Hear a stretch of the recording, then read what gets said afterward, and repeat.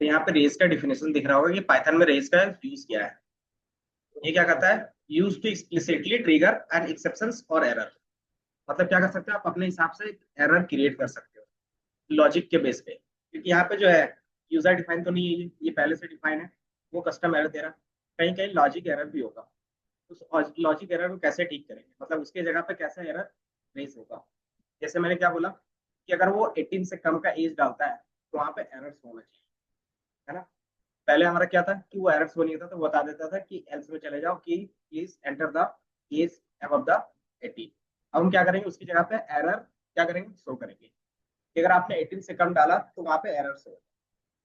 तो वो चीज हमारा क्या हो गया, एक लॉजिकल हमने एक्सेप्शन रेज किया है।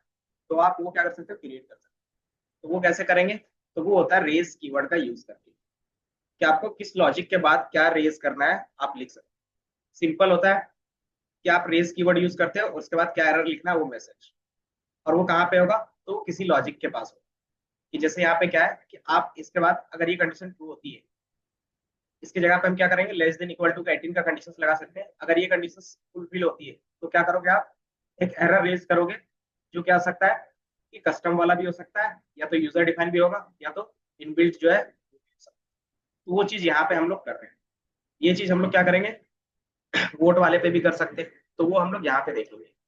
मैंने बता दिया रेस करने का सिंपल होता है, रेस कीवर्ड लिखते हो और एरर मैसेज। हाँ।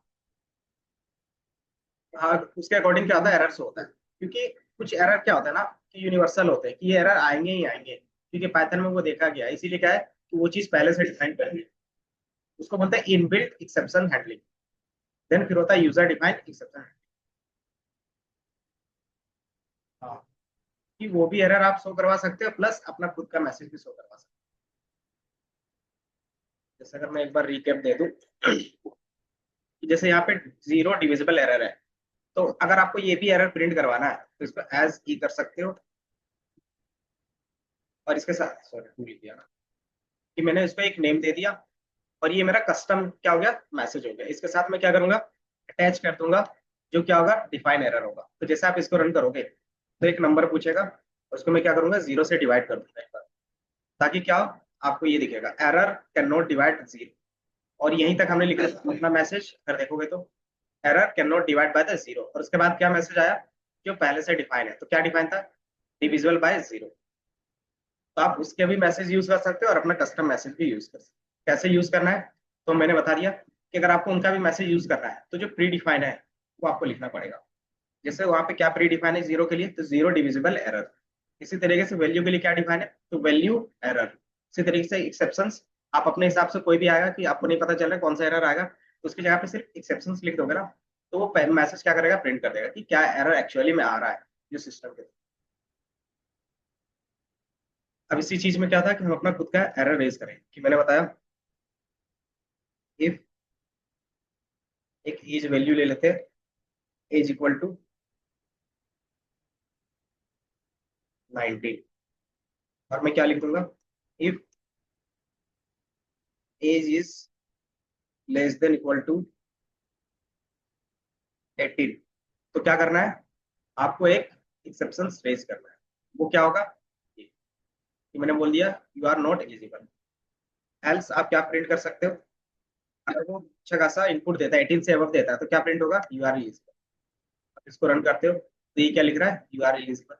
जैसे मैं यहाँ पे एज को क्या कर दूंगा, 14 कर दूंगा, तो क्या देगा ये, एरर देगा। दिख रहा है, जिस तरीके से पाइथन में नॉर्मल एरर आता था उस तरीके से अब आ रहा है। लेकिन ये कौन सा एरर है, तो ये हमारा लॉजिक का एरर है, जो मैंने अपने खुद का खुद राइज किया। ठीक है, क्या हो सकता है बिजनेस पर्पस के लिए आपका ये यूज केस बनेगा कि मेरा बिजनेस इस तरीके का लॉजिक बनाता है, अब इस लॉजिक में फेल होगा तो एरर शो होना चाहिए। लेकिन पाइथन हर एक बिजनेस के बेसिस पे तो नहीं चल रहा है, वो क्या दिखेगा, यूनिवर्सल कहाँ पे क्या चीज है। तो आप अपना कस्टम किस तरीके से लिख सकते हो। तो आप क्या करते हो, रेस। जरूरी नहीं कि एक्सेप्शंस आपको लिखना पड़े, आप सिंपली मैसेज भी लिख सकते हो। ठीक है? ये क्या बता रहा है कि टाइप एरर है, exception must be driven the base class. अगर आपको एक्चुअली में मैसेज चाहिए कि क्या मैसेज प्रिंट होना है, तो आप यहाँ पे एक्सेप्शंस लिख दो।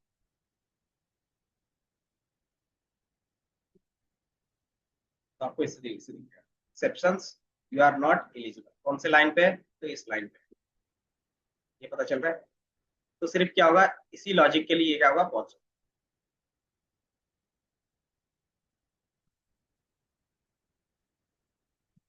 ये लिख लो। ये लिख लो आप।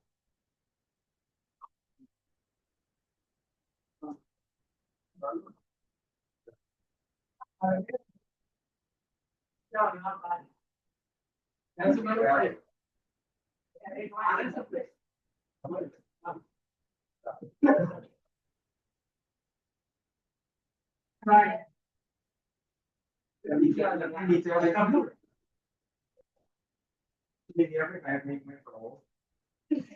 बोल रहे हैं?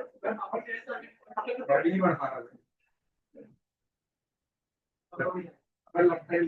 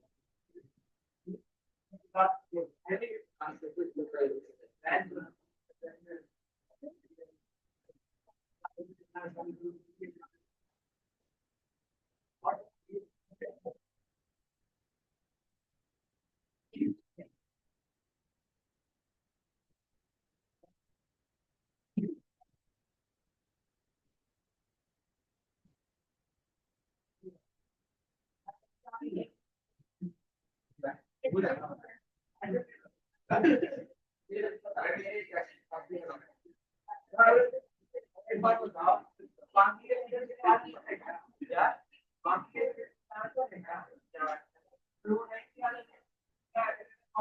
नहीं, किसी का नहीं बन रहा, देख लो 2 दिन से, तो 2 दिन देख लो।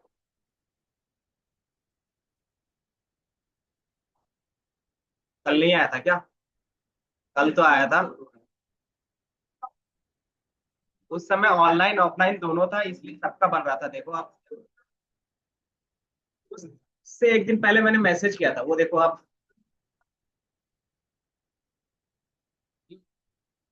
क्या दिक्कत है बताओ।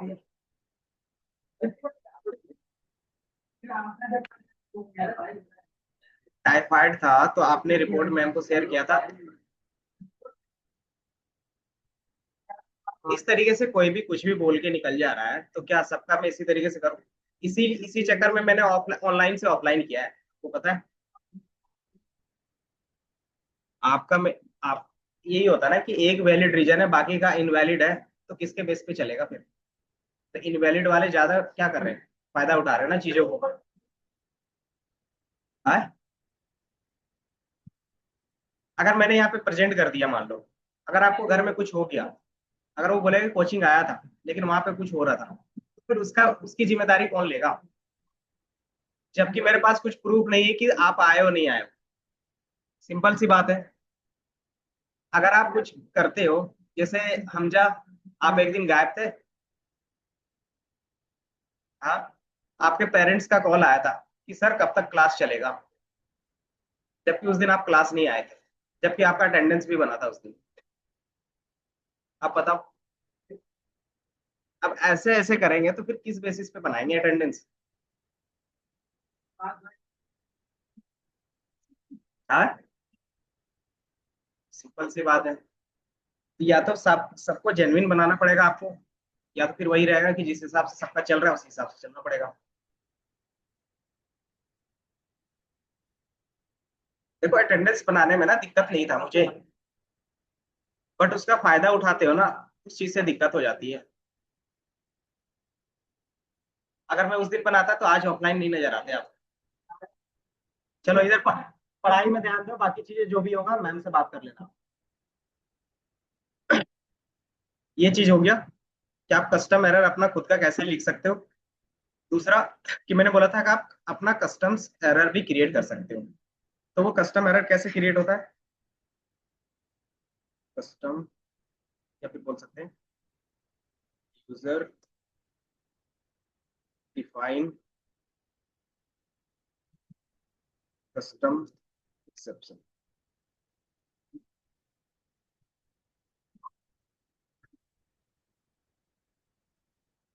आप क्या करते हो, इनहेरिटेंस का कॉन्सेप्ट यूज करते हो कि जो भी हमारे पास रहेगा, मैं नॉर्मली पास करता हूँ, पास।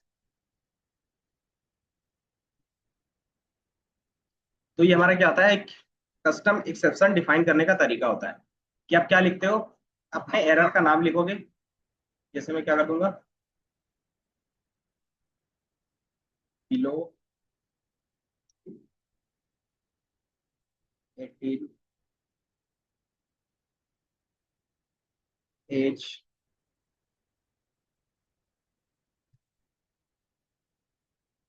Exception error.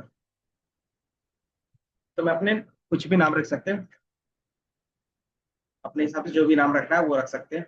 ये हमने अपना नाम रख दिया। इसी चीज को क्या करता हूँ,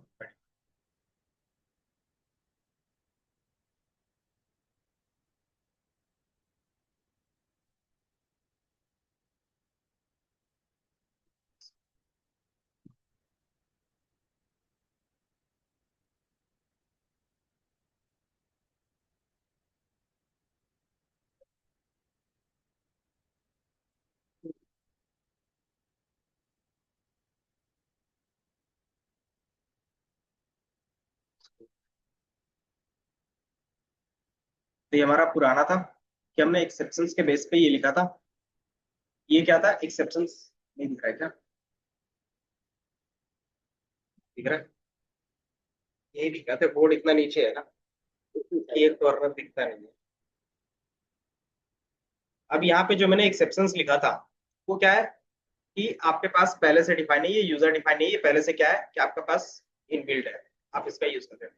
अब ये चीज हम क्या कर सकते हैं, अपना क्रिएट कर सकते हैं। कैसे कर सकते हो? तो इस तरीके से आप क्रिएट कर सकते हो कि आप अपने क्लास लोगे, क्लास के बेस पे क्या लिखते हो कि जो भी आप अपना एक नेम लिखना चाहते हो वो, और इसके अंदर क्या करते हो, इसको इनहेरिट करते हो। आगे जाके कॉन्सेप्ट पढ़ेंगे उसमें, जब मैंने बताया इनहेरिटेंस का। तो ये क्या कहता है, जितना भी एक्सेप्शन के अंदर चीजें होंगी वो सारा क्या होगा, बिलो 18 एज एक्सेप्शन एरर के अंदर आ जाएगा, है ना। अब ये सारा आ गया, उसके बाद अपना खुद का कुछ भी कस्टम लिख सकते हो, या तो फिर डायरेक्टली इसको यूज भी कर सकते हो। यूज कैसे करेंगे, तो जिस सेम लॉजिक हमने यहाँ पे लिखा था, इसी को मैं क्या करूंगा यहाँ पे कोड कर दूंगा। जहाँ पे एक्सेप्शन लिखा था वहां पे क्या लिख दूंगा, बिलो 18 एज एक्सेप्शंस। अब आप इसको रन करोगे, अब कौन सा एरर दिखा रहा हूँ कि आपका क्या है, रेज हुआ है एरर, वो कहाँ पे हुआ है, ये वाला लाइन पे, और उसको क्या नाम दिया हमने, बिलो 18 एज एक्सेप्शंस एरर। और यहाँ पे क्या लिखा हुआ है, यू आर नॉट एज। तो ये मैसेज अब क्लियर हो रहा है, ये एक स्टेप का एरर है। तो आप बेसिकली क्या करोगे, 18 से ज्यादा एज डालोगे अपने आप, तो ये 14 की जगह पे क्या कर दोगे, 19 कर देंगे, तो ये एरर आएगा नहीं। तो इस तरीके से आप क्या कर सकते हो, डिफाइन कर सकते हो एरर। अगर मान लो ये एरर आ रहा है, अब इसको हैंडल करना है, तो हैंडल करने के लिए हम लोग क्या करते थे, ट्राई और कैच का यूज कर सकते हैं। ये क्या कर रहे हैं हम लोग, अपना खुद के एरर कैसे डिफाइन कर सकते हैं वो कर रहे थे। अगर आप इसको हैंडल करना चाहते हो तो कैसे हैंडल करोगे, तो ट्राई में कौन सा लॉजिक जाता है जिसपे आपको लगता है कि एरर आएगा, ये वाले पे मुझे लग रहा है एरर आएगा। ये अलग क्लास में भी डिफाइन हो सकता है, या तो डायरेक्टली मैं यहीं पे डिफाइन कर दे रहा हूँ। अगर इसमें कोई भी एरर आता है तो आप क्या करोगे,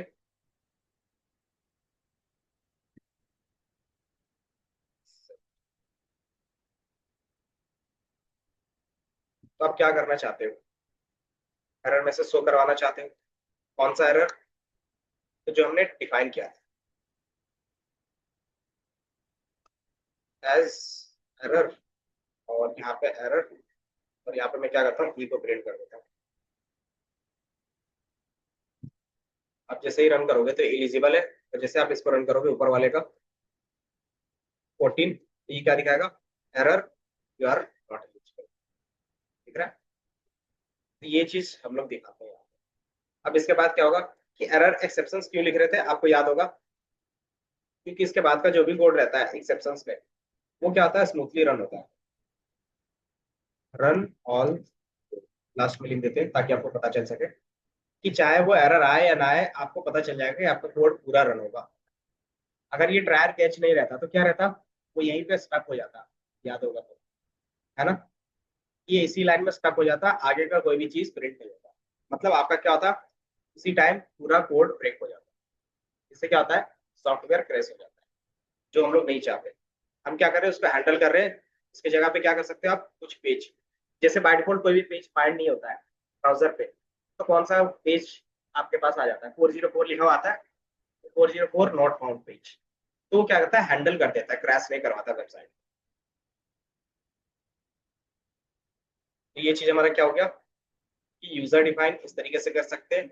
एंड देन आप नॉर्मली अगर रखना चाहते हो कि हम लोग क्या करें, कैसे क्रिएट करेंगे, तो आप इस तरीके से क्या कर सकते हो, अपने लॉजिक के लिए एरर रेज कर सकते हो।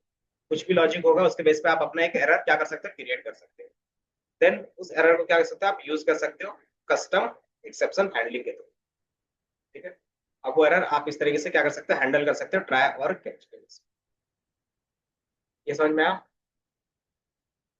कि अगर स्टार्टिंग क्लास से देखें तो ट्राई और कैच का काम क्या था, अगर यहाँ से देखोगे तो ट्राई और कैच का काम क्या था, कि अगर एरर आता है उसको हैंडल करके जो आप मैसेज शो करवाना चाहते हो वो मैसेज शो करें, बस इतना ही काम है इसका।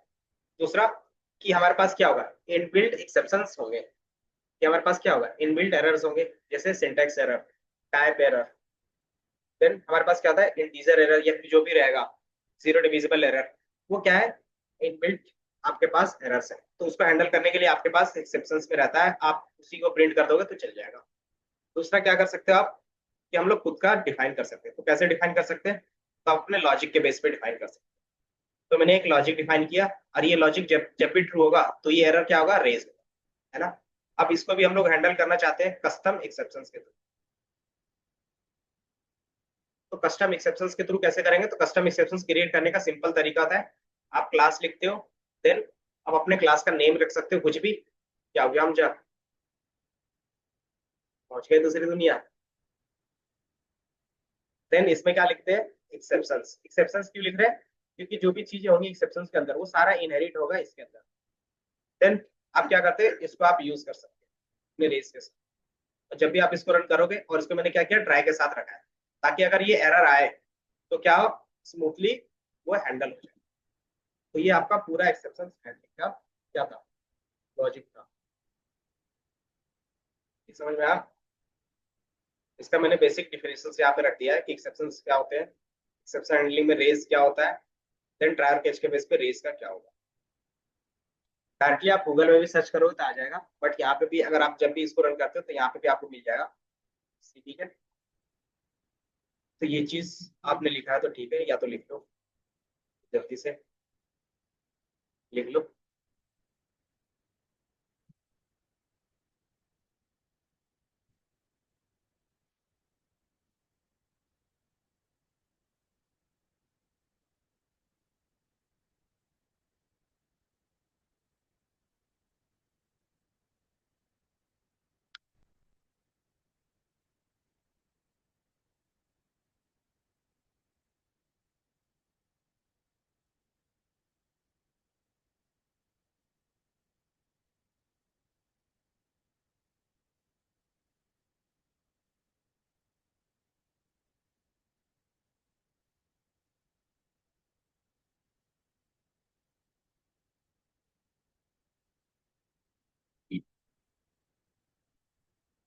लिख लिया लो।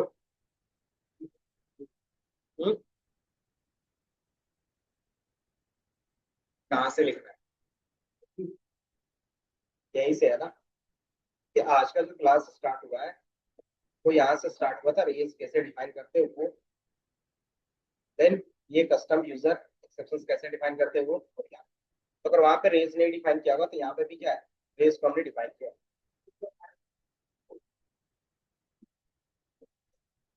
ग्रुप में फाइल शेयर करने के लिए बोल रहे हो?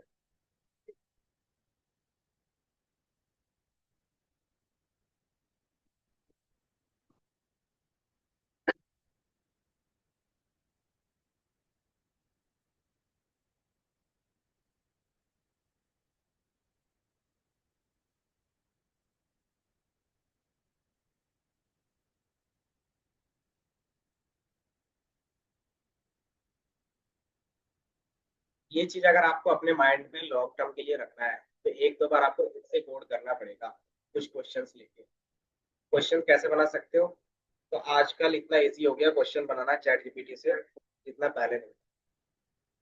तो आप जिस हिसाब से चैट जीपीटी को क्वेश्चंस बोलोगे बनाने के लिए वो बना के देगा। बहुत सारा है, आपको जिसका भी यूज करना है कर लो, बट मार्केट में जो सबको दिखता है उसी का एग्जांपल लेके चलते हैं,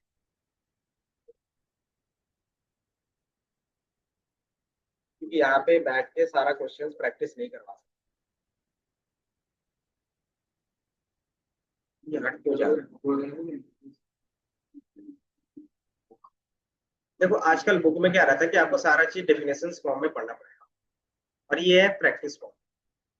तो अगर आपको लगता है मुझे इस टॉपिक में डाउट है तो उतना मोटा से बढ़िया है चैट जीपीटी बोलो कि इसका मुझे क्वेश्चंस बना के दे दे, बेसिक इंटरमीडिएट और एडवांस बिजनेस सिनेरियो के बेस पे, तो बना के दे देगा, उसको प्रैक्टिस कर लो, टॉपिक क्लियर। अगर आप उस टॉपिक से नोट्स चाहते हो तो सिंपली चैट जीपीटी को बोलो नोट्स बना के दे देगा आपको। तो मुझे उस बुक की क्या जरूरत है, क्योंकि उसमें क्या होगा, बेसिक से लेके एडवांस होगा, जो आपको जरूरत है वो भी होगा, नहीं जरूरत होगा वो भी होगा, क्यों, क्योंकि वो पाइथन में पूरा है। तो वो एडवांस वाली चीजें आपको आगे काम देगी, लेकिन जॉब में एंट्री के लिए हमें जितना काम देगा उतना तो एटलीस्ट हमें अच्छे से आना चाहिए, कि वो चीज में आपका कमांड हो जाना चाहिए। वही चीज बोलते हैं, तो इंटरव्यू अलग होता है और जॉब अलग होता है पूरी तरीके से। इंटरव्यू में आपसे वही बेसिक चीजें पूछी जाएंगी जो इंटरव्यू लेवल पे सेट है सारी चीजें, ताकि उनको उनको कोई भी चीज सिखाया जाए तो वो सीख जाए। बाकी वर्किंग में क्या आता है कि जिसका वो टूल होगा, टूल में होगा या कोडिंग में होगा, तो एक दो काम होंगे, उसके बेस पर फिर आपको काम करना है। चाहे आपने वो सीखा है नहीं सीखा है, आपको टाइम दिया जाएगा, सीख जाओ और काम करना स्टार्ट। उस समय ये नहीं बोलेगा कि आपने ये चीज नहीं आती, आपको बोलेगा ठीक है नहीं आता है तो अभी 3 महीने है आपके पास, 2 महीने 1 महीने जो भी है सीख के इम्प्लीमेंट करो। क्योंकि कंपनी में क्या होगा, नया टूल हमेशा है। क्योंकि इसमें क्या है कि अगर आईटी सेक्टर में जा रहे हो तो आईटी में क्या होता है, हमेशा चेंज होता है, ये चीज है।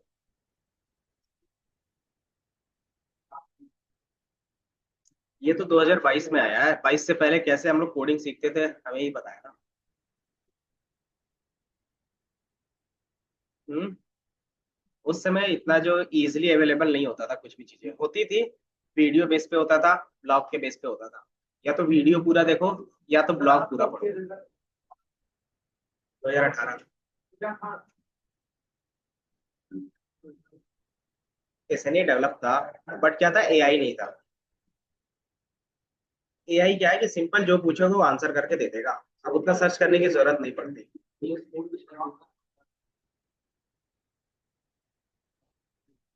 इससे पहले और भी प्लेटफॉर्म थे, उसमें करते थे। माइक्रोसॉफ्ट का जितना भी अभी ये इन चीजों पे प्रोडक्ट है ना, वो 2010 के बाद आ रहा है। उससे पहले उनका सिर्फ विंडोज पे फोकस था, ऑपरेटिंग सिस्टम। धीरे धीरे वो सारी चीजों पे फोकस कर।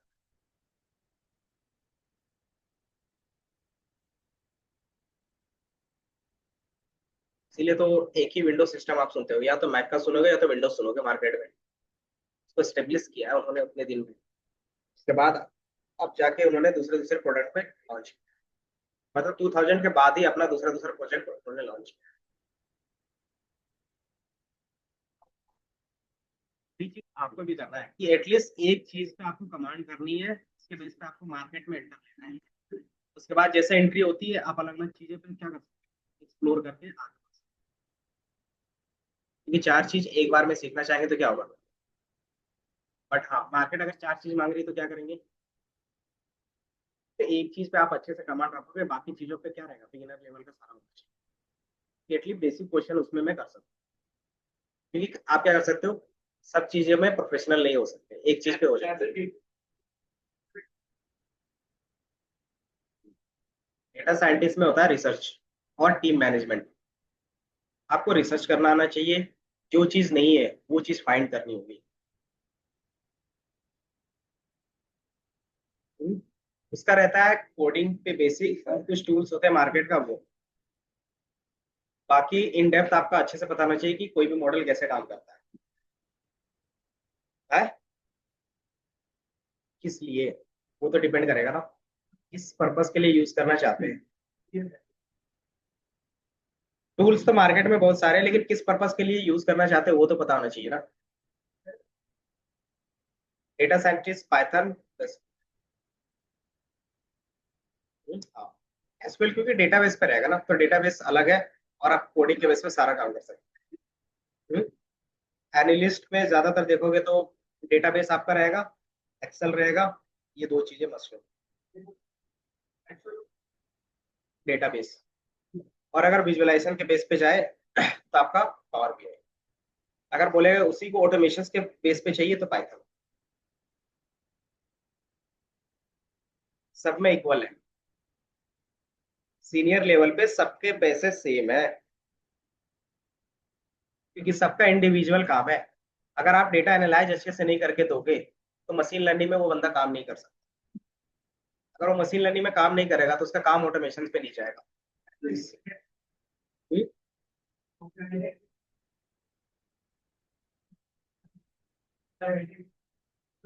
डेटा एनालिस्ट में थोड़ा सा कम रहता है, क्योंकि एमएल में आपको नहीं पता होता कि क्या करना है, उसमें एक्सपेरिमेंट बेस्ड चलता है। वो रहता है।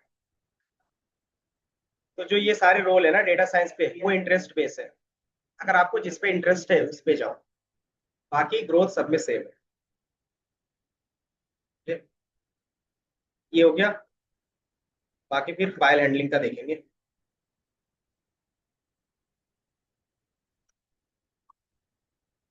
File handling. फाइल हैंडलिंग का नेम से ही आपको पता चल रहा होगा कि इसमें क्या होगा।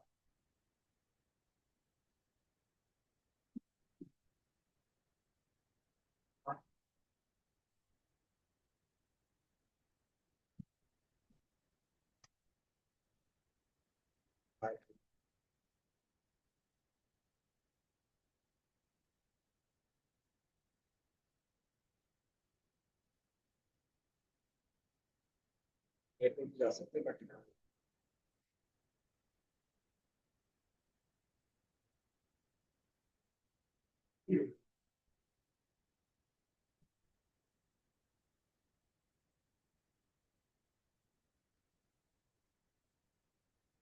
फिर यहाँ पे आप देखोगे डेफिनेशंस के फॉर्म में क्या लिखा हुआ है कि आप कोई भी चीज क्या कर सकते हो, कंप्यूटर से एक्सेस कर सकते हो। देन उसमें क्या कर सकते हो, मैनिपुलेशंस कर सकते हो पाइथन के थ्रू। देन उसको अपडेट कर सकते हो और दोबारा सेव कर सकते हो। तो ये काम जिस पे होता है वो हमारा क्या होता है, फाइल हैंडलिंग का कॉन्सेप्ट कहलाता है। अब फाइल हैंडलिंग में क्या होगा, तो पहला होता है कि आप फाइल को ओपन करते हो, कि बिना फाइल ओपन किए कुछ नहीं कर सकते। अगर फाइल नहीं है तो फिर पहले क्या करोगे, फाइल क्रिएट करोगे। तो जब हम क्रिएट करते हैं उसको बोलते हैं right mode. Basically file exception handling, files,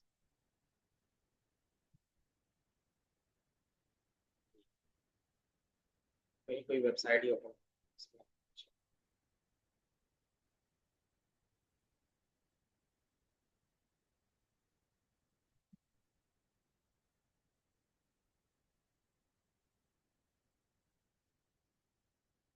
कि अगर आपको कोई भी फाइल ओपन करना रहेगा तो ओपन करने के लिए हमारे पास एक फंक्शन होता है ओपन का, ये दिख रहा है। ओपन आपका, आपके पास क्या होगा, एक फंक्शन होगा जिसके बेसिस पे क्या करोगे, कोई भी फाइल ओपन कर सकते हो। तो आप अगर फाइल ओपन कर रहे हो तो फाइल का नेम देना होगा, और एक होता है किस मोड पे ओपन कर रहे हो। जैसे अगर आप भी एक्सेल पे कभी कभी ऑन करते होगे तो एडिट मोड नहीं होता है, तो आप वहां से इनेबल करते हो, याद है ना। तो वो चीज, इसका मतलब क्या हो गया, परमिशंस, कि आप किस बेस पे उस फाइल को ओपन करना चाहते हैं या फिर फाइल को किस पर्पस के लिए सामने वाले को देना चाहते हो। कि मैंने क्या किया, उसको सिर्फ रीडिंग मोड के लिए दिया ताकि उसको एडिट ना कर पाए। या तो हो सकता है मैं उसको एडिट मोड के लिए दूंगा, या तो व्यू मोड के लिए दूंगा, तो ये सारा चीज यहाँ पे रहेगा। तो ये कितने टाइप्स के मोड होंगे, तीन होंगे। या तो रीडिंग होगा, या तो राइटिंग होगा, या तो रीडिंग प्लस राइटिंग दोनों होगा, है ना। अब यही कॉम्बिनेशन यहाँ पे भी दिखेगा। तो आप कौन से मोड पे ओपन करना चाहते हो, तो यहाँ पे इस तरीके से डिफाइन करते हैं। उसका क्या है, शॉर्ट नेम आपको लिखा हुआ रहता है। ये मोड कहाँ पे दिखेगा, तो आप इस तरीके से लिख सकते, आर का मतलब क्या हो गया, रीड मोड ओनली। ठीक है, ये सिर्फ क्या करेगा, ये सिर्फ आप जिसको भी फाइल इस ओपन से ओपन करोगे तो वो क्या होगा, रीडिंग मोड पे होगा, उसमें आप कोई भी चीज चेंज नहीं कर सकते। दूसरा क्या लिखा हुआ है, आरबी, मतलब read only in binary. Binary mode मतलब क्या होता है, जीरो वन के फॉर्मेट में। आर प्लस का मतलब क्या हो गया, रीड प्लस राइट मोड। लेकिन इसमें एक चीज होगी, अगर इसको आप पढ़ोगे तो क्या लिखा हुआ है यहाँ पे, हाँ, क्योंकि वो राइटिंग, अगर मान लो कि आप राइट करना चाह रहे हो तो पहले वो फाइल आपके क्या होना चाहिए, लोकल डायरेक्टरी में होनी चाहिए। तो ये चीज यहाँ पे क्या रहता है, डिफरेंस रहता है। यही चीज अगर राइट में करोगे तो क्या होगा, राइट करके दे देगा कि ये क्या करेगा, एक फाइल को ओपन करेगा, या तो न्यू फाइल बना के दे देगा अगर फाइल नहीं है तो, या तो फिर क्या करेगा, जो फाइल है उसी में क्या करेगा, ट्रंकेट कर देगा। ट्रंकेट का मतलब क्या होता था, जो पुराना डेटा होगा उसको हटा देगा, एंड देन अपना जो भी डेटा लिखोगे वो आएगा। तो ये राइट में आप समझ रहे हो क्या होगा। देन राइट प्लस में क्या होगा, रीड एंड राइट मोड दोनों है। तो आर प्लस में भी क्या था, रीड एंड राइट मोड में दोनों था। तो दोनों में डिफरेंस क्या होगा, तो यहाँ पे मैंने एक लाइन बताया था ये, कि आर प्लस में जब भी आप ऑन करते हो उसमें राइट मोड तो ओपन होगा, बट क्या होना चाहिए, फाइल एग्जिस्ट होना चाहिए। लेकिन डब्ल्यू प्लस में क्या होगा, कि अगर वो फाइल नहीं है तो वो क्या कर देगा, न्यू फाइल क्रिएट कर देगा। तो आपको डिफरेंस पता चल रहा होगा डब्ल्यू प्लस में और आर प्लस में। देन ए होता है, डब्ल्यू क्या करता था, ट्रंकेट कर देता था, तो उसमें जो डेटा होगा हटा देगा। बट हम लोग ऐसा भी चाहेंगे ना कि पुराना डेटा भी रहे, उसके बाद क्या हो, सारी चीजें ऐड हो, तो उसके लिए हम लोग ए का यूज करेंगे। ए क्या होता है, अपेंड मोड होता है। ये क्या करेगा, फाइल को ओपन करेगा और डेटा अपेंड करेगा, जो भी फाइल आपके पास रहेगी। एंड देन अपेंड क्या करता है, साथ ही साथ अगर कोई फाइल नहीं है आपके पास तो वो क्या करेगा, न्यू फाइल भी क्रिएट कर देगा। मान लो आपने कोई भी एक फाइल का नेम दे दिया जो पहले से नहीं है, तो वो क्या करेगा, क्रिएट करेगा, देन डेटा उसमें अपेंड। तो ये चीजें अपेंड एंड रीड मोड, क्या आप अपेंड भी कर सकते हो और रीड भी कर सकते हो। तो आपको एक बी पे भी दिख रहा होगा और एक प्लस पे भी दिख रहा होगा। बी का मतलब क्या हो गया, बाइनरी फॉर्मेट में। बाइनरी फॉर्मेट में क्या क्या होता है, बता सकते हो, इमेज, वीडियो, ऑडियो, साउंड, जितने भी होते हैं वो बाइनरी फॉर्मेट में होते हैं। अगर आप उसको रीड करना चाहोगे तो क्या करोगे, बी का यूज करोगे। तो हम लोग कैसे फोटो सेव करते हैं, तो बाइनरी फॉर्मेट में सेव करो, ओपन करोगे तो बाइनरी फॉर्मेट में ओपन कर सकते हो। चलो एक हमारे पास क्या है, एक्सक्लूसिव क्रिएट। बाकी एक्स का हमें यूज नहीं करना है, बाकी अगर करना है तो देख लेते हैं। एक्सक्लूसिव क्रिएशन मोड, ये न्यू फाइल बनाएगा और ये क्या देगा, एरर देगा। जैसे डब्लू क्या करेगा, न्यू फाइल बनाएगा, अगर नहीं है तो, अगर है तो क्या करेगा, उसी में वो रीराइट करेगा। तो ये क्या करेगा सिंपली, अगर वो पहले से एग्जिस्ट कर रहा है, आप न्यू फाइल बना रहे हो, अगर उस फाइल का नेम पे क्या है, पहले से उसमें एग्जिस्ट है, तो वो क्या करेगा, आपको एक एरर करके राइज करके दे देगा। सिंपल सा इसका काम है कि आप क्या करते हो, अगर वो फाइल पहले से है तो क्या करेगा, रेज करेगा error if the file is already exist. Then यही है, बाइनरी में भी होगा और रीड एंड राइट मोड पे भी ओपन कर सकते हैं। ये चीज आपको यहाँ पे लिखी। तो आपको एक्स का बेसिक मीनिंग भी पता चल गया होगा कि अगर डब्ल्यू में ओपन करते तो क्या दिखाता, कि मान लो आपके पास पुराना डेटा था और फाइल का सेम नेम हो गया, मुझे नहीं पता था कि ये नेम पहले से एग्जिस्ट करता है, तो वो क्या करेगा, पुराना डेटा हटा के नया डेटा अपेंड कर देगा। पुराना डेटा तो आपका गया, उसकी जगह पे आप चाहते हो कि अगर कोई फाइल हो तो फाइल को मुझे क्या है बता दे कि वो फाइल है, तो आप दूसरा नेम कर सकते हो। तो वो चीज यहाँ पे देख सकते हो कि आप एक्स का यूज करो तो वो क्या करेगा, हमेशा एरर देगा अगर वो फाइल एग्जिस्ट करती है। तो ये मोड के बेस पे आपको पता चल रहा होगा क्या चीजें हैं। अब इसको इम्प्लीमेंट करके देखते हैं हम लोग। जो भी चीजें बताई सेम इस पे होगा। तो हमारे फोल्डर में क्या है, कोई भी फाइल नहीं है, ये दिख रहा है इम्पटी है, तो आप कोई भी फाइल क्या कर सकते हो, अपलोड कर सकते हो। हाँ,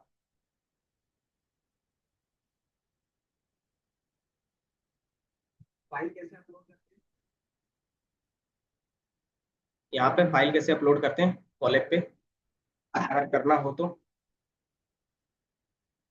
क्योंकि अपलोड के बेस पे भी बता देंगे एंड देन क्रिएट के बेस पे भी। कि मान लो मैं क्या जाता हूँ डॉक्यूमेंट्स,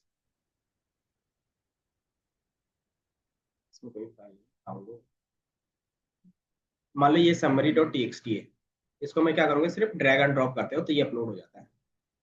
ठीक है। और आपको यहाँ पे एक वार्निंग मिल रहा होगा क्या, कि जब भी ये गूगल कॉलेब ऑफ होगा, डिसेबल होगा, तो ये फाइल ऑटोमेटिकली डिलीट हो जाएगा। तो जब भी आप दोबारा ओपन करोगे तो क्या करना होगा, फाइल को दोबारा लोड करना। तो ये हमारा summary dot T x T इस पे दिख रहा होगा। अब इसको मैं ओपन करके क्या करना चाहता हूँ, रीड करना चाहता हूँ। तो रीड कैसे करेंगे, रीड समरी विद रीड। तो मैंने बताया एक फंक्शन होता है ओपन। आप कौन सा फंक्शन यूज करोगे इसमें, ओपन फंक्शन यूज करोगे। तो क्या लिखेंगे, ओपन, देन कौन सा फाइल है, समझ में आ रहा है क्या हो गया। चलो इधर देखो, पढ़ने से ज्यादा ध्यान तो इधर उधर है। अगर इस तरीके से रहा ना तो नहीं होगा। सिंपल सी बात है, क्लियर करके चलना माइंड, कि इस तरीके से होगा तो नहीं होगा कहीं पे भी। फाइल का नेम क्या रखते हैं हम लोग, जो हमारे फाइल का नेम है, फाइल का नेम क्या था, समरी डॉट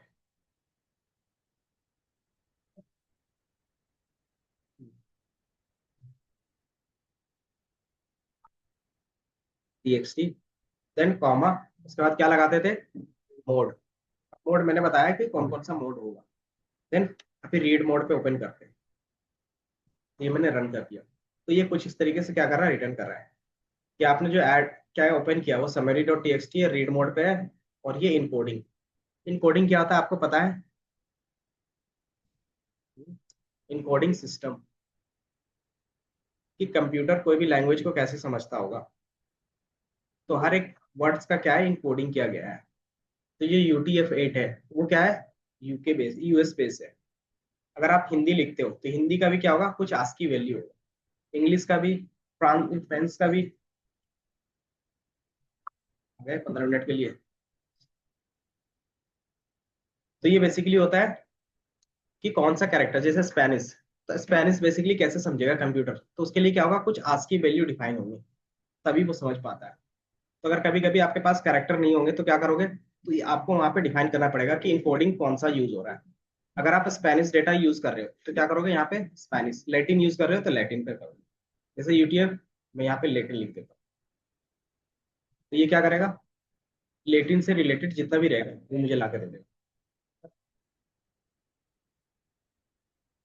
जो consist of the 191 characters from the Latin scripts.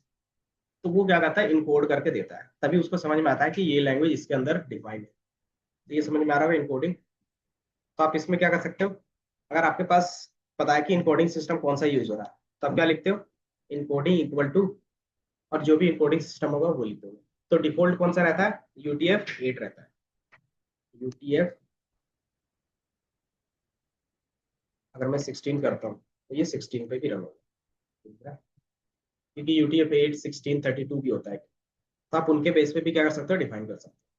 अब ये फाइल ओपन है, अब इसको रीड कैसे कर सकते हैं, इसके अंदर का कंटेंट, कि हमें रीड तो करना होगा ना, तो कैसे करेंगे, क्या हो गया, हम जा मुंह धो के आ जाओ। मेन जब क्लास चलती है उसी टाइम सोओगे तो क्या होगा, इतनी सुबह की।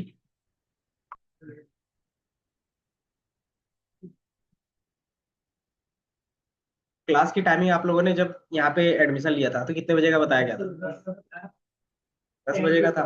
नहीं,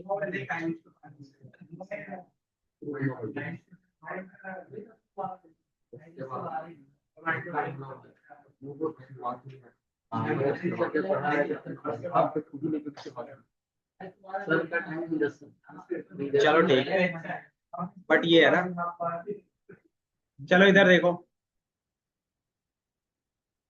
क्या गुरप्रीत, इधर देखो, ये फाइल हमें क्या हो गया, मिल तो रहा है, ओपन तो हो गया।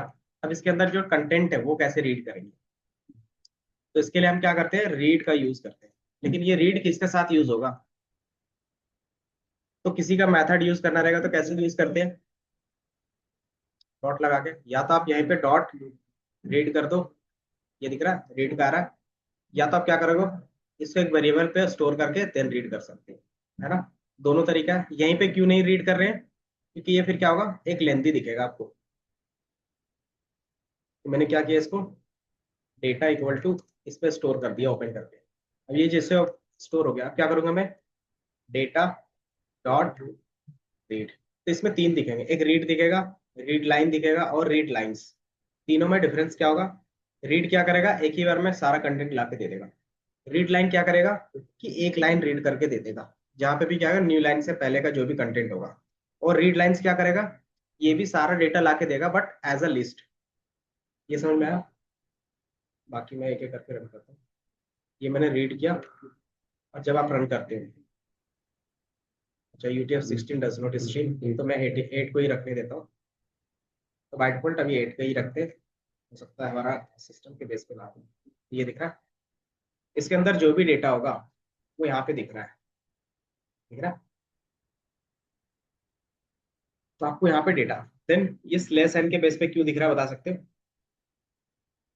स्लेश एन का मतलब बताया था मैंने, क्या होता है, न्यू लाइन होता है ना, तो मतलब आपका पहला लाइन यहीं तक है, दूसरा लाइन इसके बाद यहाँ से स्टार्ट है, देन फिर तीसरा लाइन इस तरीके से जाएगा। अगर फाइल में आपका सारा काम हो जाता है तो आप क्या करते हो, फाइल को क्लोज करते हो। क्लोज क्यों करते हैं, ताकि इसको कोई भी और भी रीड ना करे, है ना। तो आप इस तरीके से क्या कर सकते हो, डेटा डॉट क्लोज भी कर सकते हो। ये पहला हो गया हमारे पास रीड के बेस पे। दूसरा हम क्या कर सकते हैं, रीड लाइंस, ये हमारा क्या हो गया, रीड ऑल डेटा। देन फिर से मैं दोबारा इसको ओपन करता हूँ, क्योंकि मैंने क्लोज कर दिया था ना, इसको मैंने ओपन किया दोबारा। फिर क्या करूंगा, डेटा, कोई एक बार मैं बिना क्लोज किए ही दिखा देता हूँ आपको कि क्या इशू आएगा। आपने इसको रीड किया, अब दोबारा मैं रीड करूंगा तो क्या आएगा बता सकते हो? कुछ भी शो नहीं हो रहा है। तो इसमें कॉन्सेप्ट होता है कर्सर का, मतलब आप जहां तक रीड कर पा रहे हो वो कर्सर आपका वहां पे लास्ट में पहुंच जाएगा। देन इसके बाद कोई भी कंटेंट नहीं है तो कुछ भी शो नहीं है। ये समझ में आया? कर्सर का मतलब हो गया कि स्टार्ट यहाँ से होगा, देन ये माउस क्या करेगा, रीड करता हुआ इस तरीके से जाएगा और यहाँ तक पहुंच जाएगा। अब यहाँ तक पहुंच गया, आपको सारा कंटेंट शो हो गया। अब इसके बाद दोबारा मैं इसको बोलूँ रीड करो, तो इसके आगे कुछ है, अगर कुछ नहीं तो क्या रीड करेगा, कुछ भी नहीं करेगा। अगर मैं दोबारा अपने कर्सर को वापस यहाँ तक ले जाना चाहता हूँ कि मेरा कर्सर जो है वो वापस क्या हो, कि स्टार्टिंग में आ जाए या फिर किसी भी स्पेसिफिक प्लेस पे आ जाए, उस प्लेस पे जाने के लिए आपको पता है कि इंडेक्स नंबर यूज करते थे, तो यहाँ पे भी क्या कर सकते हो, डेटा को उसके इंडेक्स नंबर के बेस पे पहुंचा सकते हो। तो कैसे करेंगे, तो हमारे पास कॉन्सेप्ट होता है टेल का, डेटा डॉट टेल। टेल क्या करेगा, आपको बताया कि आपका कर्सर कितना कैरेक्टर को रीड कर चुका है। तो ये कितने कैरेक्टर रीड कर चुका है अभी तक, 468, और यहीं पे हमारा क्या है, कर्सर है। अब कर्सर का क्या करना है, हमें लेंथ चेंज करना है कि वो कहाँ पे जाएगा। तो मैं बोलूंगा कि जो डेटा डॉट सीक है, सीक का मतलब क्या होता है कि आपका कर्सर कहाँ होना चाहिए, तो आप डिफाइन कर सकते हो। मैं उसको बोलूंगा कि जो मेरा कर्सर होगा वो क्या होगा, ये स्टार्टिंग के दो कैरेक्टर छोड़ के तीसरे वाले से होगा। तो इसको मैं क्या करूंगा, यहाँ पे 3 डिफाइन करूंगा। तो ये हमारा कर्सर 3 में चला गया। 3 में चला गया, कैसे पता चलेगा, तो दोबारा आप रीड कर सकते हो। तो डेटा डॉट रीड, तो ये कहाँ से रीड कर रहा है। इससे पहले हमारे पास था टॉप का, ये टॉप आपको नहीं दिख रहा, मतलब वो आपको 3 कैरेक्टर्स को उन्होंने हटा दिया। कि आपने जो रीड करने के लिए उसको बोला है वो कहाँ से है, जहां से मैंने अपना कर्सर रखा है। तो कर्सर कहाँ पे था, डी पे था। डी के बाद जो भी था आपको वो शो हो रहा है, ठीक है। तो ये चीजें समझ में आई, रीड का मतलब क्या होता है, टेल का मतलब क्या हो गया, सीक का मतलब क्या हो गया। ठीक है, टेल बताता है कि आपका कर्सर करंट टाइम में क्या है। So the tell the index number of current position of cursor in file. कि टेल क्या करेगा, आपको एक इंडेक्स नंबर देगा, जो क्या रहेगा, करंट पोजीशंस रहेगा माउस का आपके फाइल के अंदर, कि वो करंट टाइम में कहाँ पे है। तो जैसे मैंने ये पूरा रीड कर दिया, तो वो कहाँ पे था, तो सबसे लास्ट में था। तो अगर आप इसका लेंथ निकालोगे तो सबसे लास्ट में लेंथ आएगा 468 का। तो ये मतलब हमारा कर्सर यहाँ पे है। अब मैं इस कर्सर को यहाँ से वहां मूव करना चाहता हूँ, तो कैसे करूंगा।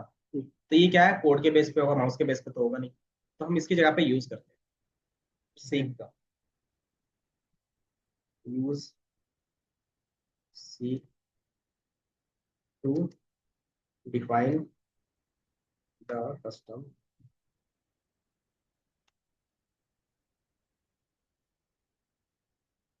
person।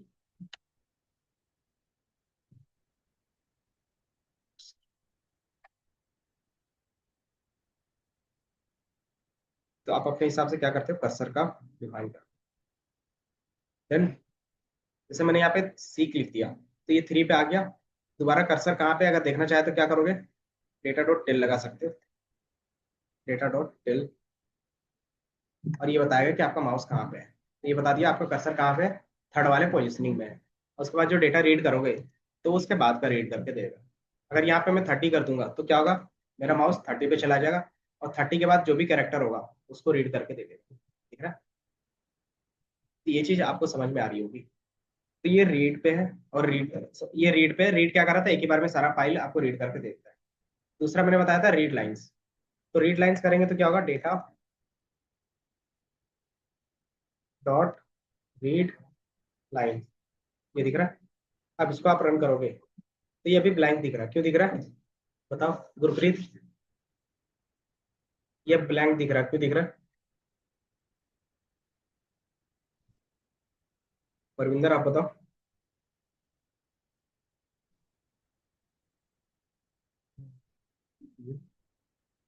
नीतीश आप बताओ।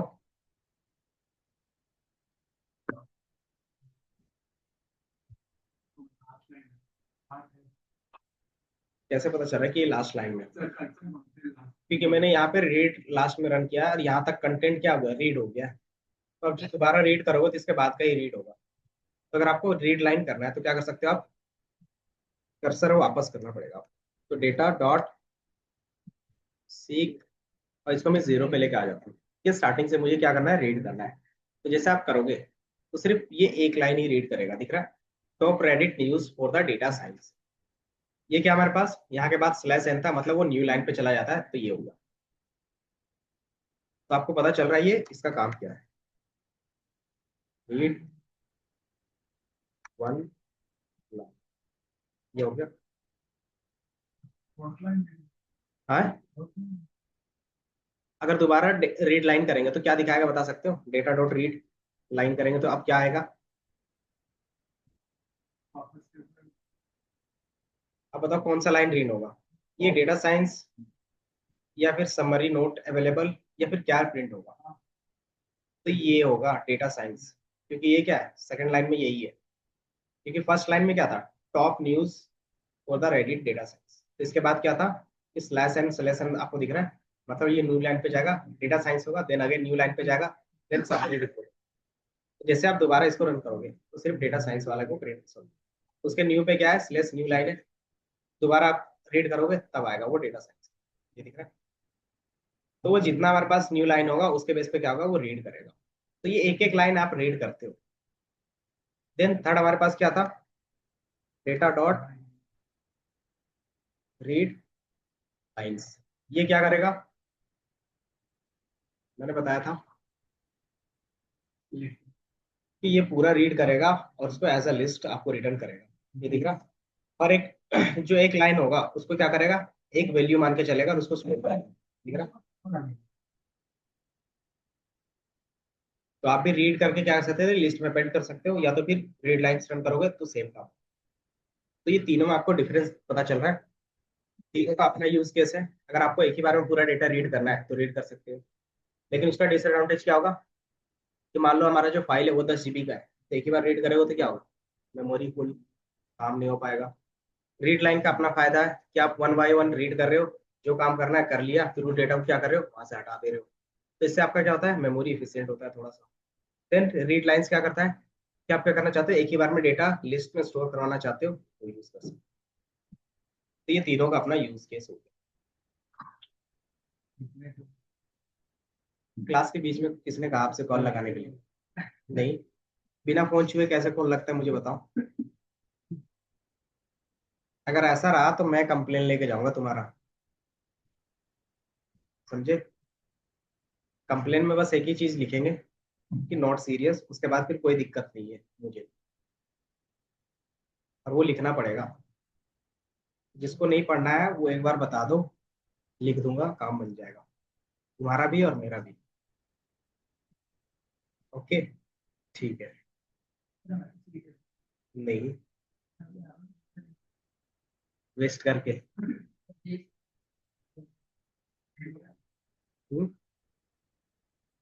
Read line single line read करता है बस, वन लाइन रीड करेगा।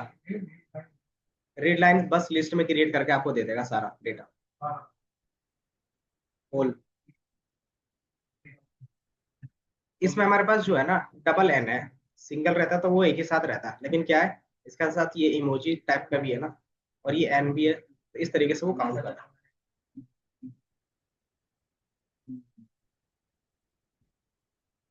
क्योंकि जो हमारा फाइल होगा ना, अगर मैं इस समरी फाइल को यहाँ पे भी ओपन करके दिखा दूँ,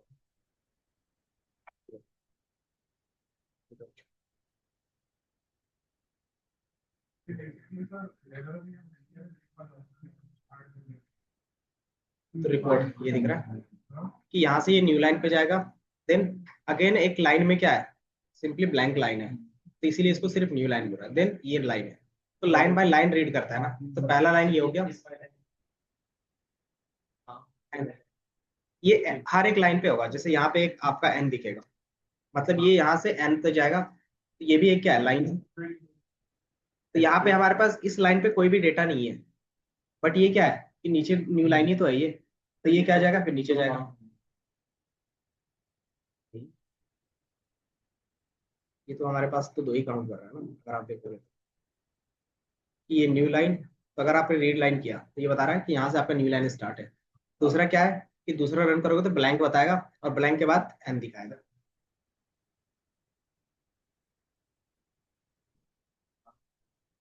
ये दिख रहा है? ये सिर्फ स्लैश एन क्यों दिखा रहा है? क्योंकि सेकंड लाइन आपका ब्लैंक है, अगर देखोगे तो ये दिख रहा है कि आपका सेकंड लाइन क्या है, ब्लैंक है। अगर आप ये स्पेस रिमूव कर देते हो वो डबल स्लैश एन नहीं दिखेगा। ये समझ में आया? आपका भी फाइल में आगे एक बार देखो तो वहां पे भी इसी तरीके से होगा कि आपके पास क्या होगा, 4 ब्लैंक लाइन होंगे। दूसरा क्या कर सकते हो, फाइल क्रिएट करना रहेगा। तो कैसे क्रिएट करेंगे? फाइल क्रिएट करने का तरीका क्या होता है? ओपन, मैं लिख देता हूँ, फाइल का नेम होगा न्यू फाइल, और किस फॉर एक्सटेंशन में, तो डॉट टी, और किस मोड पे कर रहे हैं, तो राइट मोड पे। जैसे आप रन करोगे तो आपके लिए क्रिएट हो जाएगा। क्रिएट हो गया, कैसे पता चलेगा? ये दिख रहा है, न्यू फाइल डॉट टी। अब इसमें कंटेंट कैसे लिख सकते हैं? तो डॉट राइट करना पड़ेगा। ये दिख रहा है, राइट है और राइट लाइन है। राइट में क्या होगा, एक ही बार में जितना लिखना चाहते हो लिख सकते हो। राइट लाइन्स में क्या होगा, एज ए लिस्ट आप पास कर सकते हो।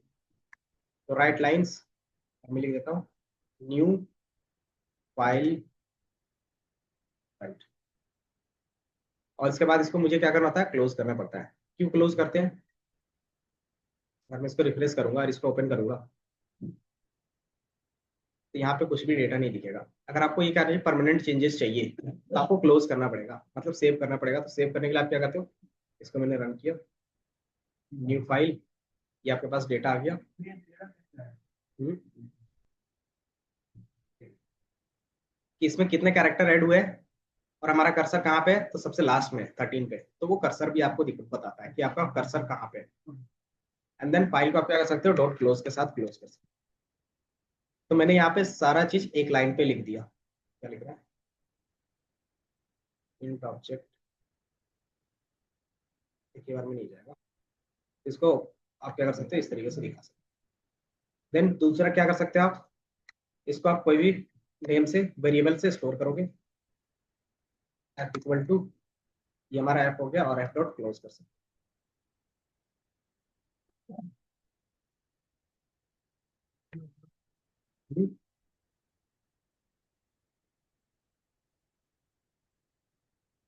क्या चीज? डब्लू रिकॉर्डिंग देख लेना। मैं बताने का तो बता सकता हूँ, बट नहीं, एक दिन का नहीं था आपका। बाकी फिर आज का क्लास इतना ही रखते हैं, बाकी नेक्स्ट क्लास पे देखेंगे। हाँ ठीक है। हाँ,